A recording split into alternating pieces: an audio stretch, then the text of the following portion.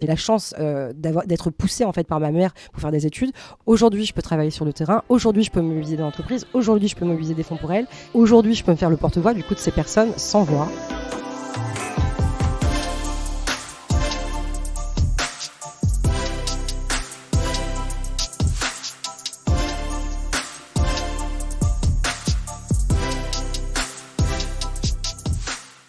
Souvent, on imagine que l'engagement au service d'une cause est inné, qu'il va de soi, qu'il est évident.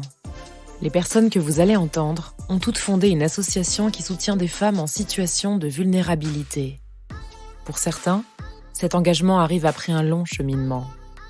Pour d'autres, après un événement qui s'est produit dans leur vie, qu'ils ont vécu dans leur chair, un déclic, une révélation à soi et pour les autres. En coproduction avec le Fonds L'Oréal pour les femmes, Se Révéler raconte le parcours de celles et ceux qui chaque jour contribuent à changer la société.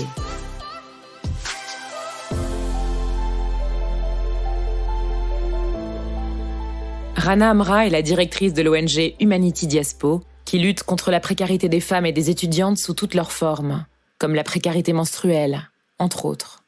Rana est née à Cannes dans les années 80, au sein d'une famille pauvre au milieu de gens riches, comme elle le dit. C'est dans ce contexte qu'elle découvre très vite le monde associatif.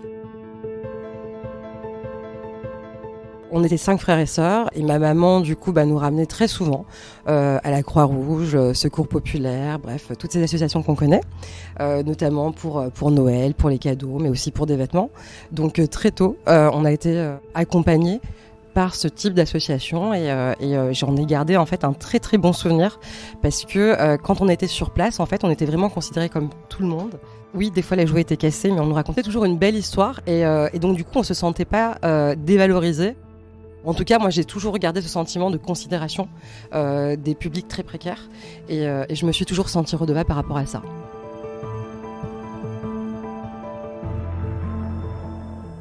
J'ai fait de longues études dans le droit. Et j'ai d'abord été portée à faire de longues études parce que ma maman, qui est née dans les années 60 au Maroc, a été déscolarisée. Et en arrivant en France, pour elle, c'était vraiment son cheval de bataille, c'est que ses enfants fassent des études.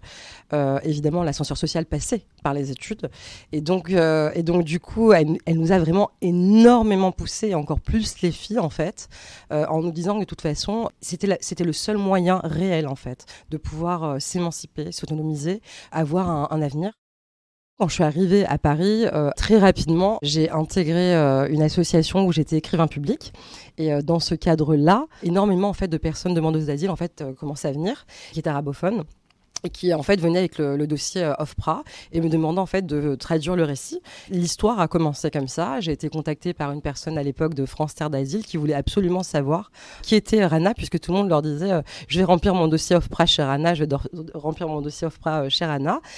Et donc ce qui s'est passé, c'est que quand elle m'a contactée, elle m'a dit je voulais savoir qui était cette personne et aussi vous dire qu'en fait, nous pour l'instant on ne recrute pas, mais sachez qu'une autre association qui fait la même chose que nous est en train de recruter, donc n'hésitez pas à y aller. J'ai postulé à cette association et l'aventure a commencé comme ça, en tout cas pour mon parcours dans le droit d'asile et droit des réfugiés, qui m'a propulsée effectivement à travailler pour la Commission européenne. 2 jours après avoir été recrutée, j'étais envoyée à l'époque à Munich. Madame Merkel avait ouvert les frontières. L'ancien président Hollande souhaitait qu'une grosse opération se fasse depuis Munich pour envoyer des personnes syriennes et irakiennes dans un cadre de politique de solidarité face à l'asile. Donc ça, c'est une des premières expériences qui m'a vraiment marquée déjà là-bas. La capacité en fait de la société civile à s'organiser, qui est juste incroyable. Ça m'avait vraiment touchée. Suite à ça, j'ai été envoyée dans la jungle de Calais, donc travailler là-bas. Et là, du coup, j'étais aussi extrêmement surprise en fait de la résilience des hommes et des femmes qui étaient sur place, parce que les conditions d'hygiène étaient vraiment absolument terrible. Et il fait très froid, très humide. Quand il y a des toilettes, en termes d'intimité, en fait, il n'y a absolument quasiment rien. Et c'est vraiment une des premières expériences qui m'a marquée concernant les femmes. C'est que la société civile, le tissu associatif s'organise évidemment pour combler les besoins de première nécessité alimentaire. Les personnes peuvent manger, elles peuvent aussi s'habiller, c'est-à-dire qu'ils s'organisent pour que les personnes puissent évidemment se vêtir. Elles s'organisent aussi pour que les personnes puissent se couvrir parce qu'il fait extrêmement froid et humide. Mais quelque chose m'avait déjà marqué à ce moment-là, c'était la problématique en fait de l'accès aux produits de première nécessité hygiéniques et menstruels et aussi des produits infantiles puisque très souvent en fait ces femmes sont déjà elles-mêmes malnutries. Parfois, ce sont des grossesses qui sont non désirées. Elles ont fait l'objet d'agressions sexuelles durant leur parcours migratoire. Et elles ont vraiment beaucoup, beaucoup de mal, en fait, à nourrir l'enfant. Ensuite, j'étais à la création de hotspots en Grèce, notamment dans l'île de Samos. Et en fait, c'était toujours la même situation. Vous voyez ces femmes extrêmement se sentir vraiment humiliée en fait de devoir quémander en fait des protections hygiéniques et moi le fait que j'ai un faciès quand même qui fait assez maghrébin et arabe, elles avaient cette facilité à venir vers moi à me demander en arabe en fait des protections hygiéniques, quelque chose pour laver leurs culottes, est-ce qu'il n'y avait pas des couches pour les bébés, est-ce qu'il n'y avait pas du lait en poudre, bref, et donc en fait on sentait que c'était pour elles mais extrêmement important en termes de charge mentale. C'est vrai que ça m'a poussée ensuite à me dire que le jour où je créerai mon organisation, pour moi, il faut absolument que je fasse ce focus sur ces besoins identifiés de première nécessité chez les femmes à combler en cas d'urgence. Quand je travaillais pour l'immigration, et notamment en région Île-de-France, vous savez, il y a eu des démantèlements de camps. Et en réalité, c'est toujours les mêmes situations. C'est ces femmes qui sont là et qui n'ont pas accès à ces produits absolument de première nécessité et qui se sentent complètement humiliées, souillées. Elles ont honte parce qu'il faut aussi savoir que pour beaucoup d'entre elles, en fait, c'est un vrai tabou, les règles, dans leur communauté. Il y a toutes ces choses mystiques aussi qui sont autour des règles pour certaines cultures. En termes d'estime d'elles, c'est vraiment zéro, quoi.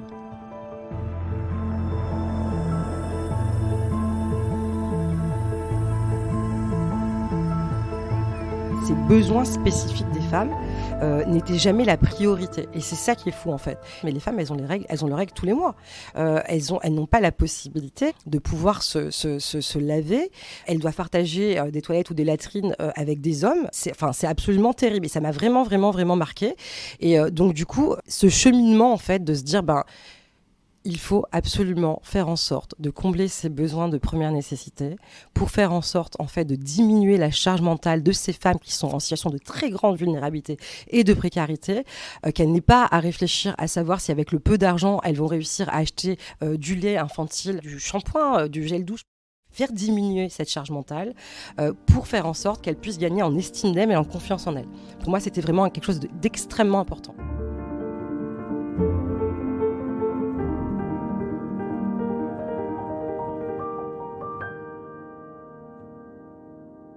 L'ONG Humanity Diaspo a un très très gros projet de lutte contre la précarité hygiénique menstruelle et malnutrition infantile qui a d'abord commencé en 2018. En fait, on faisait des collectes en magasin, essentiellement des produits d'hygiène, des protections menstruelles. Ces produits, on les distribuait dans les centres d'hébergement d'urgence, mais aussi dans des camps, La Chapelle, Aubervilliers, tous ces camps informels périphériques qu'on connaît quand on vit en région Île-de-France. Et quand le confinement arrive, nous... on se fait... j'ai jamais réussi à trouver le terme en fait pour expliquer à quel point on a été assailli de demandes. On passe de 6 structures à 36 structures. Et donc, du coup, on contacte L'Oréal, j'ai un appel avec la directrice, et très rapidement, en fait, elle comprend la situation, elle comprend l'urgence, et elle me dit, voilà, on vous envoie des produits d'hygiène, on va vous débloquer des fonds, et donc je reçois les premières palettes chez moi, dans mon 30 mètres carrés, et là commence la négociation avec les voisins, le couloir...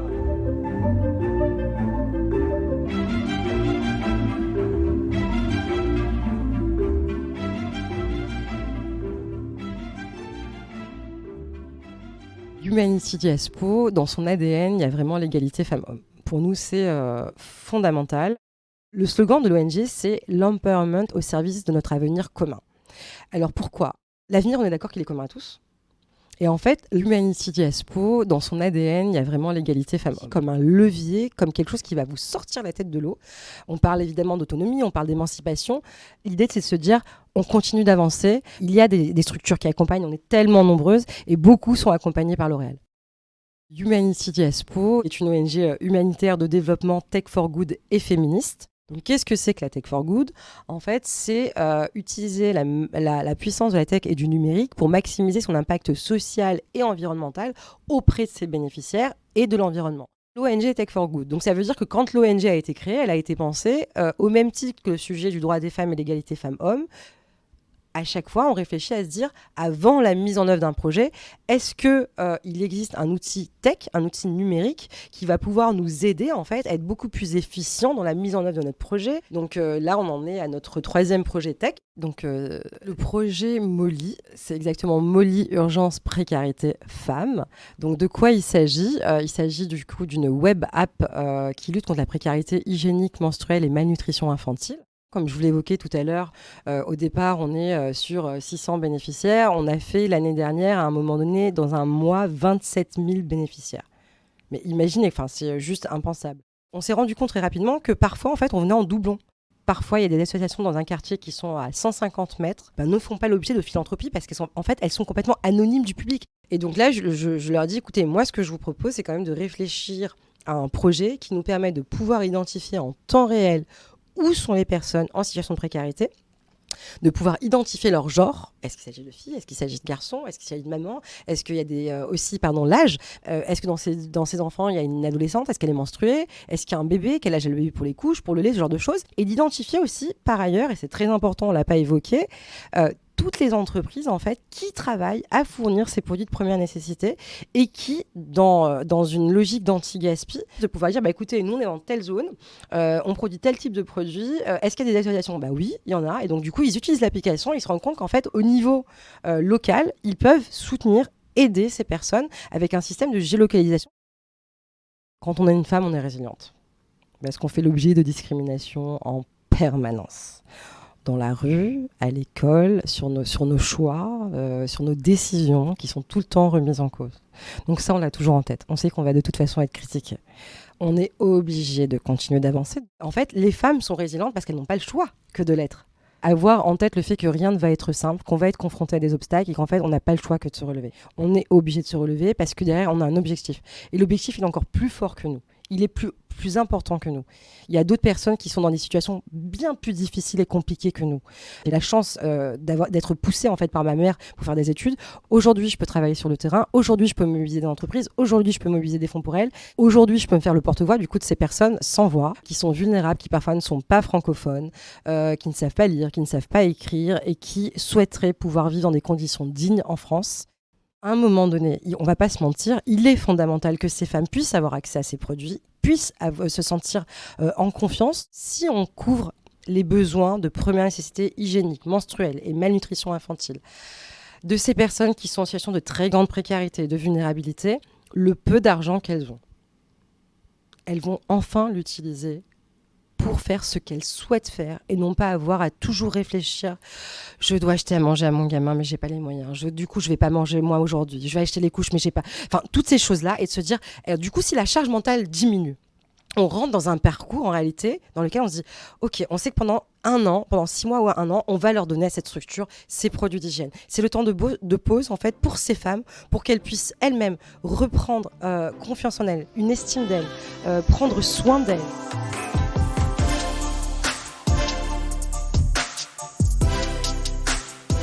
Vous venez d'écouter Se Révéler, un podcast coproduit par le Fonds L'Oréal pour les femmes et Friction. Merci à Swat Boutegrabé, Rana Amra, Diriata Ndiaye, Alan Caillot, Camila Rio-Sarmas et Abdelali El Badawi pour leur confiance, leur témoignage et leur engagement. Retrouvez nos podcasts sur toutes les plateformes de streaming et sur friction.co.